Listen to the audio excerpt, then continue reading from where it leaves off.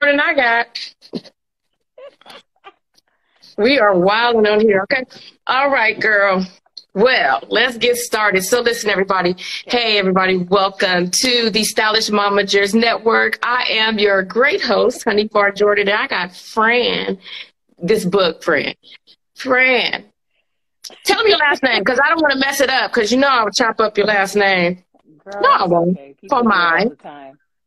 It ain't okay, because I don't like nobody messing up my name. It's Haneef. So, So my last name is Fomai.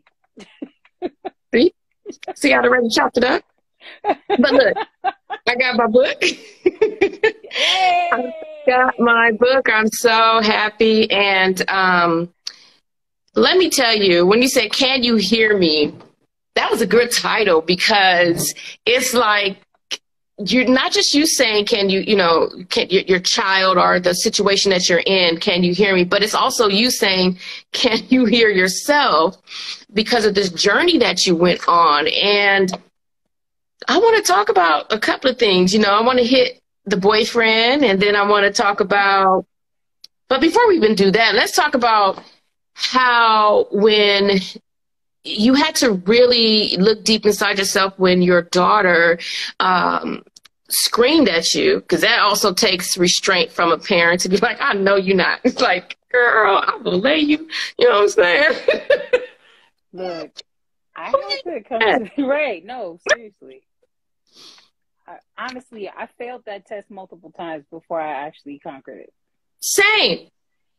But same. But listen, y'all. I say same, and just right now, I just kind of yelled at one of my oldest, because he really working my last star. But forgive me, Lord. He really is. We like best friends, and he'll tell you that, right? But I still think that with parents, there still should be a respect level with both, right? Like, you respect your young adults, and they also should respect you. And understand also that I've lived a little longer than you, so there are things that I can see that you may not can't see or identify at this moment. Yeah. But also, I believe as parents, we can learn from our children as well. They're sent here to teach you as well. And I think that we lose that when we want to have all of the control over them. And instead of releasing that control, and for me, my faith, giving that back to God, because honestly, there's going to be situations to where your child has to learn how to call on God and not you. And that is the biggest lesson. Like, you just got to remove yourself. There's things that they're trying to grow through and go through that you literally cannot save them from. No. And so we try that, right? And so we pass on our dysfunction. You and I come from an era where we are to be seen and not heard. Right. However, we don't want to raise our children that way, because this is what I said. This book girl, was so good. It was checking me, girl. It was like, it was like, Haneef, get your life, girl. You got to go apologize to your kids, because you've been a little bully. You know what I'm saying? Like, you. Oh, God. Girl. But, it's shedding those things off, right? Yeah. But learning from our children, and this is what my thought process is. Although we were to be seen and not heard, you and I didn't really want that for our kids, right? So because what that teaches them is, it teaches them to have no boundaries. It teaches them to allow other people in the world to run over them and talk crazy to them. It teaches them to not stand up for themselves and be who God actually created them to be. So not only are we stunting their growth process, because he's like, no, I said what I said, and that's it. And don't get me wrong, there are times, levels, right, when they're, depending on the age, when that is needed. But as they are starting to grow into their womanhood and their manhood, we forget that they're figuring themselves out just as well. And so I know that was hard for you. Yeah. So to your point, like, I didn't even know myself, like, what boundaries were. Girl. So, like, at a point, I got to a point where I wanted them to start to come into themselves. But that was, like, really late in the game. Like, they're already out of high school. But, like, during high school, it was like, it was that cultural mindset of being single-minded of, I'm the parent in the household, you listen to me, as you mentioned earlier, children are seen and not heard. But and then the ideology around that culturally is that our people would, when we'd be in a store and we'd see like white people rear their kids, and the kids are like having a whole fit, a meltdown, and yeah, they're having a meltdown. They're just like, I want this. And then like we were taught to like, you need to restrain all that. Well, you do. Yeah, you do. No, right. Okay. But also too, I think also too, like, because they were allowed to express those emotions, express their discontent, it also allowed them to create an assertiveness within themselves to be able to speak what it was that they didn't like. So even at that small age, even though from the culturally looking at that thing, it'd be like, you need to slap that kid and get that kid in place. But it was creating for them an assertiveness within themselves to be able to say what they want and what they don't want. I disagree. I agree and disagree. Not the store thing. I'm sorry. I totally get it. I think we had it right when it comes. I think we had it right when it comes to that, because a lot of what we saw was just tantrums of I didn't get what I wanted, right? For the most part. But I understand the concept of what you're saying. So creating a space in our home to where they can speak. Hey, I don't like this, Mom. This doesn't feel good. And here's the thing. That's where secrets come in, and that's where people are able to touch in our communities. You know that is someone that you know is because we taught them to, and never, right? And never say anything.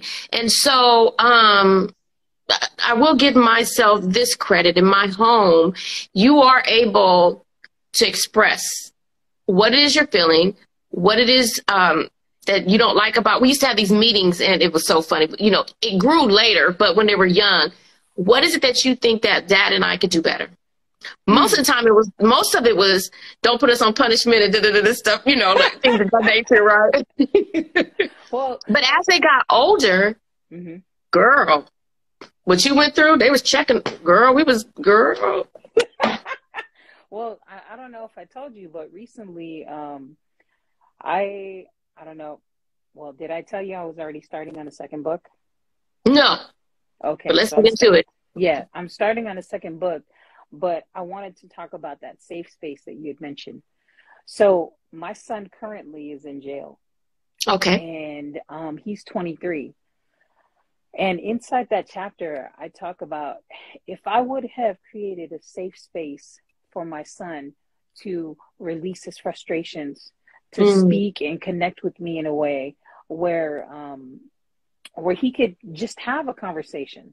It doesn't matter if it was good or not so good.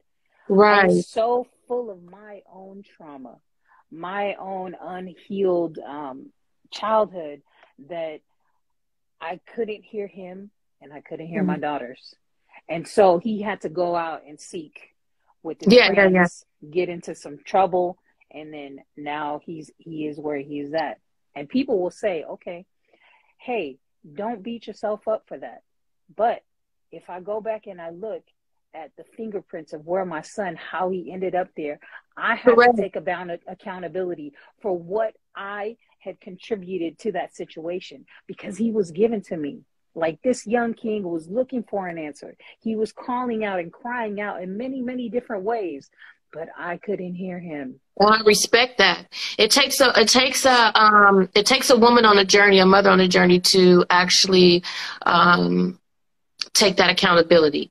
And it ain't easy, girl, because you and I talked about the nights that I cried when my son called me out, girl. And I had to let myself soak in it, right, and feel it.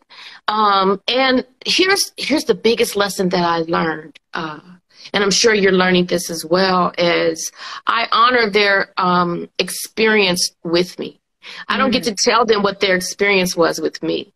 Whether I believe everything is true or not, it's still their experience me being their mom. Right. And there is good of it, and then there's the not so good of it. Yeah. And the not so good of it, I won't give them any excuses. I own it, right? I know that myself wasn't all the way healed and dealing with childhood traumas, and I was so busy trying not to be the mother that I had that I ended up repeating that cycle. Girl, just throw the book, girl. Just throw the book. Okay. Okay. Here. Girl, do you hear me? Yes. And certain things. Now, I give yourself props. There's things that I did that I kept them safe, that I gave them a great space, but there's things where I dropped the ball. And I had to just hear them. I had to not. What was hard was listening without having a rebuttal. And I don't know if you dealt with that. Like, just not saying nothing. That was so hard. Like, that's the game I was talking about in there. Yes. The game I talked about in the book. Yes. I'm over here spitting. I'm sorry, y'all, if y'all got isn't it hard? It's so hard. It was so hard because it pushes you to look at yourself. And so what I loved was we were talking about the threes, right? I think on the radio show. And you guys can tune in. You can go to iHeartRadio or Apple or any podcast and look up the Stylishmomager, and you will see us there. You can definitely listen to the show.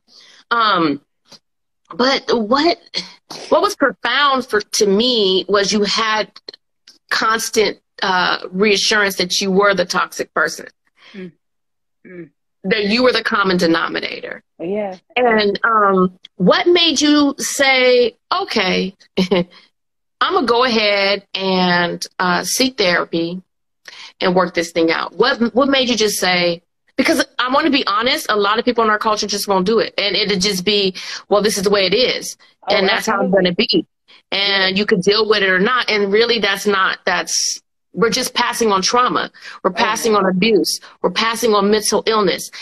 We're passing on anxiety. We're passing on self-doubt, right? And so when do we break that cycle? When do we break that generational curse? Well, it has to start with us. And it ain't easy. And I want you to talk about that aha moment where I think it was when you were at work and you blew up on a coworker, which he actually deserved it, in my opinion, when I was reading the book. But he wasn't the coworker. He was the boss. He owned the company. Well, he kind of. I mean, sometimes somebody got to go in there and tell you, got to stop. That really wasn't the aha moment. The aha moment, and I didn't realize it, was when I was spending time with my boyfriend, and he was asking me, what is it that's bothering you? And I couldn't verbalize what it was on my heart. And so it was that moment that I understood that I never allowed myself to be vulnerable with my partner, because I grew up with this facade that I had to be strong, that I couldn't let other people see that I was hurting, that I had to be like kind of the Shiva kind of character, because my brothers were dependent on me, and I just grew up like I had to be very hard. I had to be very strong. Yeah. And also too, I grew up in a house where I got my ass whooped on a daily basis from my stepdad. And it wasn't because I did anything. It was because he also had unhealed traumas for himself. So he passed on those same behaviors to me. And so, well, he singled you out, and he singled you out because probably you were the strongest. And same with me. I have a story where my stepfather used to beat my ass until I didn't realize until I got of age I could fight back, because I still lethal with these hands.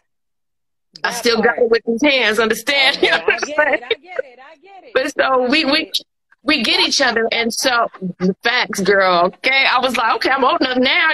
We can square up. You know what I'm saying? Like, because but that was his. No, I would. And here's the thing: I left at 16 because I said I will not. If you want to be a punching bag, that's fine. But okay. So a little backstory. I'm the only one like with a different father, and my father is the one. I'm a product of rape. So because he didn't see a visit by my father or his family or anything like that, I got kind of singled out. You understand what I'm saying? And so, oh girl, but I'm healed and God is good and I was meant to be here. You understand? So that's what I know. That was the other lady's baby. Girl. And so we have to realize too, the trauma our parents did when they carried us, though, that trauma, that stuff. See, for me, I always say the devil didn't want me here because I was born at 7 months. I coded 3 times. They were like, I wasn't even supposed to be here, right? But I've always been a fighter. I've been fighting since I came into the world, right? And so, matter of fact, my mother got jumped, and that's how she went into labor early with me. So when I say I came in fighting, I came in fighting. But I knew that I wasn't the child that was made from love. I wasn't, and I hold nothing against her. She's not here anymore, and I love her. May she rest in peace. I so forgive her, right? Because she can only give what she possessed, and what else could she give me? But she did give me life, right? And so, and she did the best she could, because I was a constant reminder of what she went through.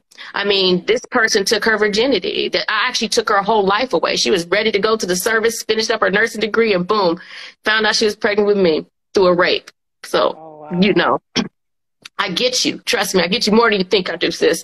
So I understand. Yeah, I understand us, wanting, you know, we get our own family, we get married, you know, we're determined this is not how we're going to be. Right. But because we have that unhealed portion of us, yes, we do significantly better. Absolutely. I'm going to give myself that. But then there's that residue of what we don't know, what we're unhealed. And we project that on our kids. But honey, this generation ain't playing with me or you. Okay. Right. They're not having that. They're not having it. My little one, she's actually in the stream. Hi, baby. She wasn't having it. Yeah, but she was not having it. Okay. But I respect her for that because honestly, although, and you can contest to this, although it hurt you so much, there was still a sense of pride that I raised that courage. Look at that. Yeah. No, you're right. You're right. To be that strong, to even front this crazy mama of yours and tell me, look, you ain't right, lady. You need to fix yourself. Like, I'm tired of you being toxic. You being manipulative. You're trying to use me. I went through all of that. When do we validate? You know, I don't know if it brought you to a sad place, but for me, it brought me to it really humbled me because I was like, I can't believe I'm inflicting this onto my child. Like, damn. I think as I was writing, I was experiencing, the writing was cathartic. And so like all those emotions that I had to relive and not even realizing at those particular moments how much hurt and I was just recycling, perpetuating all of the trauma that was created within me and just going back and having to revisit that or even have the conversations again. Those are difficult to hear, Haneef. Yes. And but like I said earlier, you're sitting in that space and just really looking at self and like, man, bro or sis, you know, whatever it is, you know, whatever conversation you have with yourself, is this the thing that you want to continue to perpetuate? Exactly. Are these the conversations that you want to continue to move forward with? And then also thinking like, dang, if I don't get this right, if I don't heal this, then my kids are going to be doing the same thing with theirs. And with your grandbabies. Yes. So that was the aha moment for me, was like, oh no, this has to stop. This has to stop because, and it starts with me, and for me to take accountability, to be a better, communicator. Right. Because, this is the tough one, girl. And I know you felt this one, girl. I had to say this because I read the book. We be thinking we so grown, right? But maturity, we may be mature in other areas, but real maturity is also being emotionally mature. And I know you went through the thing to say, I am so emotionally immature, because every time my son brought up something to me, my emotions spoke. Oh yeah. Oh totally. Oh totally. Girl. Like even now, sometimes like I'll be in the office with my daughter, and like for some reason I think it's some stuff that I had to do with when I was younger. Like if I didn't get like a chore done because my mom had told me to, she I'm would still pop like that. off. Yeah, she would pop off at me, and I happened to do that to her. I think it was today or the day before yesterday, and then she's like, "Mom, are you okay?" And I had to check myself, like, "Oh, I did get an attitude, didn't I?" She was like, "Yeah." And I'm like, damn. Let me check back in with you. Well, you know, I'm a little OCD when it comes to cleaning. I just am, been like that. Yeah. But you know, that's a direct thing of is the only way that we can have control. It's because we didn't have it. We didn't have it when we were younger, right? And so I've always been that way. I told you, you're more a kindred spirit to me than you think. My house still got to be clean, though. I can't do it. I can't do it, bro. Look, I can't I'm live still it. OCD, but like those particular But the moments, attitude is what I understand. I get what your daughter's saying, and that's when I get in that space myself, and I'm sure you do this too, is where I'm learning. Well, how come you just couldn't express it better? Why did you have to go off? Why couldn't you just say, hey, you guys, you know I don't like to live like this. Can you please straighten up? Like, why did I have to go on 10? Like, I didn't even go to 0. I just was on 10 already. Like, you get what I'm saying? Yeah, so I get both sides. Like, sometimes, like, when I used to do it all the time, be like, hey, get up and go clean up and blah, blah, blah. And that's, like you said earlier, it's really more of a control thing. But, like, really more, I think it's also, too, a mirror reflecting of, hey, that's still an area you need to work on. So, same. So, and the behavior is going to continue and persist until for me, it was more, I learned it was control. If you talk to a lot of... My mom says she's listening now. Hey, Mama, sorry. You know, for me, it was control, but it was also a direct link to my own rape. Okay, so if you talk to a lot of women who have been molested and raped, they have this thing of having to be clean, not liking a lot of lights, and it has to be clean. It's all still going into control, right? And so I identify that, and I ask my kids, give me some grace. I'm human, and I'm doing the best that I can. I'm working on being so much better. But there are areas that mommy's still stuck to, because I'm in counseling, right? Well, I have those same conversations. Like I said, I still pop off. I still do. There's still some things that I'm still working on. It's a journey. Yes. So, and it's not a destination. Yeah. I asked for that same thing. But I'm going to give you this, and I want you to really take this when I was reading, because your most valuable relationship is with your children. Okay. Until God blesses you with a spouse, and it's all of you guys with your spouse. Okay. Because our kids will grow and move on with their lives. Right. But the most valuable lesson when Jamal and I, my husband and I, lost our daughter, I don't cry about her because we needed to lose her. A lot of people are not going to understand what I'm saying. I lost her. I had a stillborn, but in that period of time, our marriage was kind of very toxic. We're not there anymore. Thank you, God. We're not. We did the work, right? And I said to myself, why would God bless us with such a beautiful gift? And we are dishonoring the 2 gifts that He has already given us right now. How can we change to be more present in our kids' lives, to where I'm not really worried about the house like that? Do I have a relationship with them? Can they call on me? Can I sit in? Why am I worried about some freaking dishes in the sink when I am still blessed with time with them? That can wait. Because what I'm not going to have later when they get their own wives and children It's time. It's that time and Yeah. that laughter. And it was